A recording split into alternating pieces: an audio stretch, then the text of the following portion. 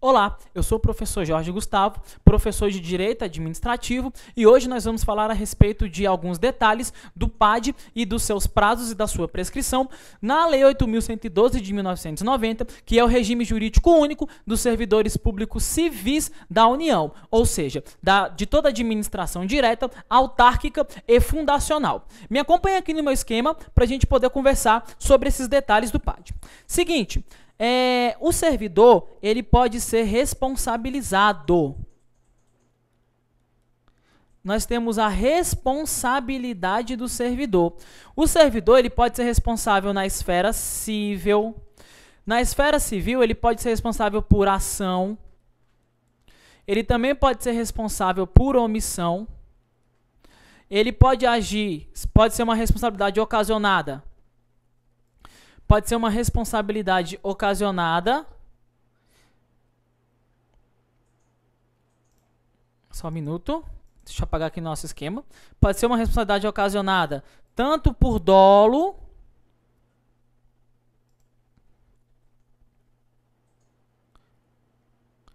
quanto por culpa. Além disso, ele também pode ser responsável na esfera penal. Ele pode ser responsável na esfera penal tanto por crime quanto por contravenção penal. E ele também será responsável na esfera administrativa. As regras da responsabilidade do servidor você vai encontrar do artigo 121 ao artigo 126 da Lei 8.112 de 1990. Nós temos a responsabilidade administrativa. Acontece que o servidor, ele pode ser punido nas 3 esferas, porque as esferas elas são independentes e cumulativas. Não configura a punição 2 vezes pelo mesmo fato, ou seja, não configura aquilo que o direito chama de bis in idem. Na esfera administrativa, o servidor ele pode sofrer as seguintes penalidades. Ele pode sofrer a penalidade de advertência.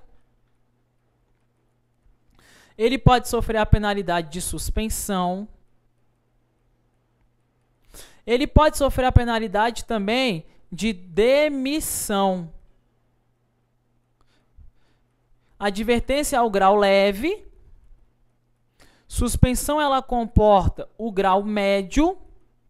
A demissão ela comporta o grau grave. Agora olha só, se o servidor ele ocupar um cargo em comissão ou uma função de confiança e incorrer na mesma hipótese de demissão, ele não vai ser demitido, ele vai ser destituído.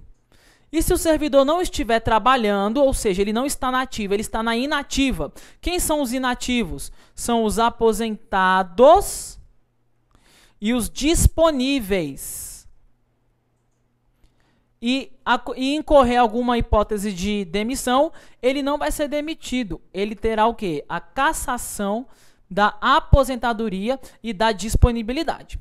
Acontece que o Estado ele tem um prazo para aplicar as penalidades. O prazo que o Estado tem para aplicar a penalidade nós chamamos de prescrição.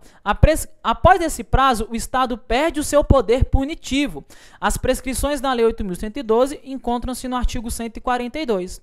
Quando nós falamos de advertência, o prazo que o Estado tem para aplicar a prescrição, a partir do momento que ela toma conhecimento do fato, é de 180 dias.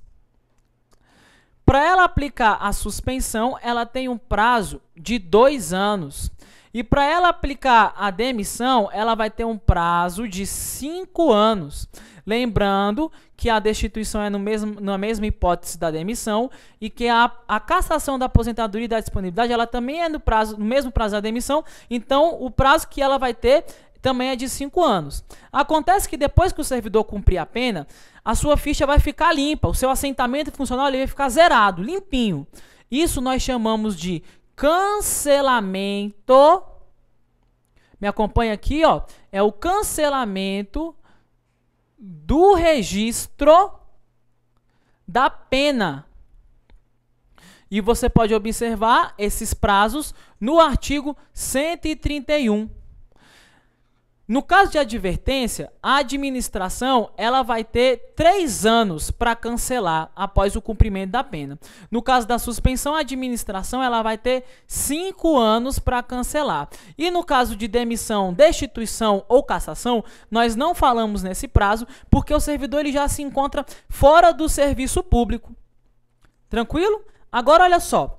Quando nós falamos do PAD, do processo administrativo disciplinar, nós temos que ter em mente que o PAD ele possui as suas fases. E nós podemos encontrar as suas fases no artigo 151 da Lei 8.112.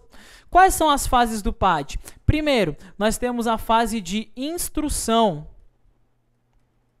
Segundo, nós temos a fase que é o chamado inquérito administrativo, que por sua vez, ele se divide em 3 fases. Ele se divide na fase de instauração, na fase da defesa e na fase do relatório.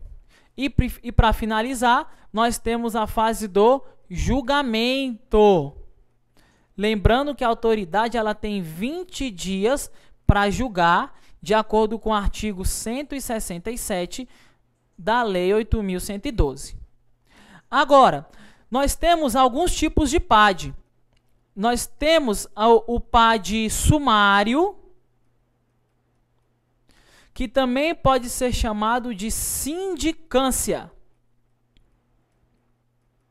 A sindicância ela se encontra prevista no artigo 145 da Lei 8.112 e ela pode servir para 3 coisas. Primeiro, ela pode resultar em um arquivamento. Segundo, ela pode resultar na aplicação das penas de advertência ou suspensão. Só que essa suspensão será até 30 dias. Ou ela pode servir como base para o PAD comum. E como é que ela vai servir como base para o PAD comum? No caso das demais punições, ó, de acordo com o artigo 146, o que é que ficou faltando aqui? Ó? Suspensão até 90 dias, lembrando que é de 30 até 90.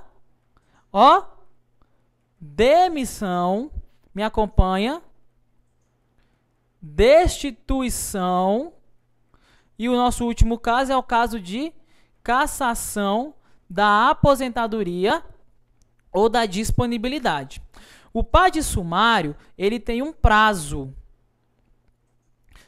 Como ele é sumário, ele é mais rápido, ele pode durar 30 dias, podendo ser prorrogado por mais 30 dias. Isso está no nosso artigo 145, parágrafo único.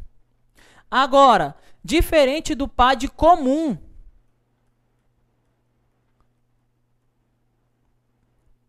o PAD comum que vai servir para aplicação dessas penalidades aqui, ó, suspensão até 90 dias, demissão, destituição ou cassação, ele vai ter a duração de 60 dias, podendo ser prorrogado por mais 60, de acordo com o artigo 152 da Lei 8.112. Olha só que interessante, o servidor que atrapalhar o bom andamento do processo, ele pode ser afastado de forma prévia. É o que nós chamamos de afastamento preventivo. O afastamento preventivo ele está previsto no artigo 147 da Lei 8.112 e ele pode durar 60 dias, sendo prorrogado por mais 60, se equivalendo ao prazo do PAD. Entretanto, existem algumas penalidades que são casos de demissão e elas não serão aplicadas por esse prazo de 30 dias, sendo prorrogáveis por mais 30. São casos de demissão que o PAD ele terá Na verdade, 60 sendo prorrogado por mais 60.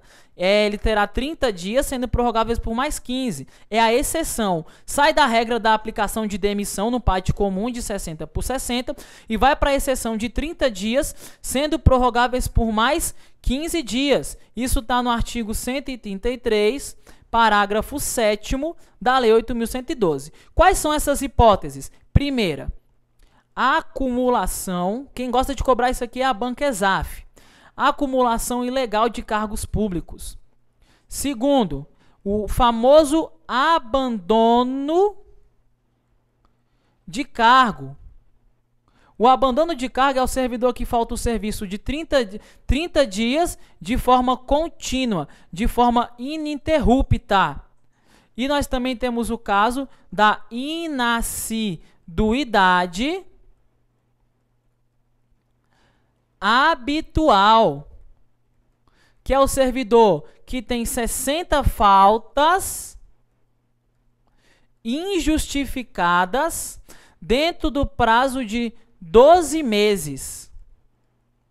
Os conceitos de abandono de cargo e de inassiduidade habitual você vai encontrar no artigo 140, inciso 1º, abandono de cargo, a linha A, e inassiduidade habitual, a linha B. Enfim, esses foram alguns conceitos do processo administrativo disciplinar, algumas características da sua prescrição, do cancelamento do registro e das penalidades. Espero que você tenha gostado da nossa dica. Se você quiser receber algumas outras dicas, você pode me adicionar no Facebook, que é o endereço que eu vou gerar aqui embaixo. Você também pode participar do meu canal no YouTube, onde eu sempre gravo essas dicas e algumas questões de prova para você responder. E também tem o meu e-mail para que você possa tirar suas dúvidas. Um abraço, fiquem com Deus e bons estudos.